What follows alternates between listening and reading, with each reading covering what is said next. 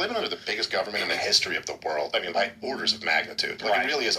You just look at how much money Washington spends every year, and we can't afford the entitlement programs, let alone the world empire. And so we're $40 trillion in debt. And that's not even representing it, because even our entire tax base plus the $40 trillion in debt couldn't pay for this size of government. And so we just have to print the money to make up the difference.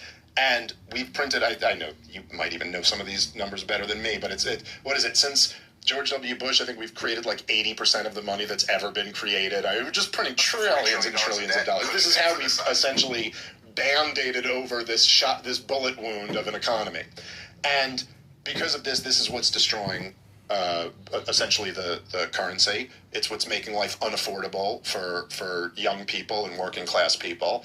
And if you're going to continue to debase your currency, you're going to continue to see life like this, where it really does destroy any hope at having a conservative country. I don't mean just conservative like in decent values.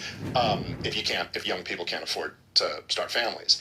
And all this stuff about like kind of looking for another war when they're, even as you describe it, this isn't a war of necessity that you're describing. You're describing a war of choice. Like, maybe things would be better if we fought this. I just think it's really bad policy to allow our government to always be in search, as John Quincy Adams would say, of another monster to destroy.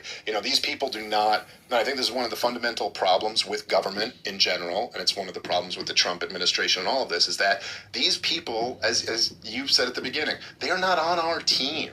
They're not working based on our incentives. They're working based on their incentives. And if you give them that type of power, I mean, to just kind of say, anywhere anyone's interfering that maybe could be strategically bad for us, we can go fight a war there. I mean, man, the military-industrial complex is going to be like, okay, we got some thoughts. I'm saying that from a moral point of view. From a moral point of view, as long as, because I think the case could be made, like, for example, in the Cuban Missile Crisis. I mean, would you say something like, well, Cuba's a sovereign state, they're allied with Russia, so they're putting nuclear missiles to defend themselves? You would say, no, that threatened us, it's too close.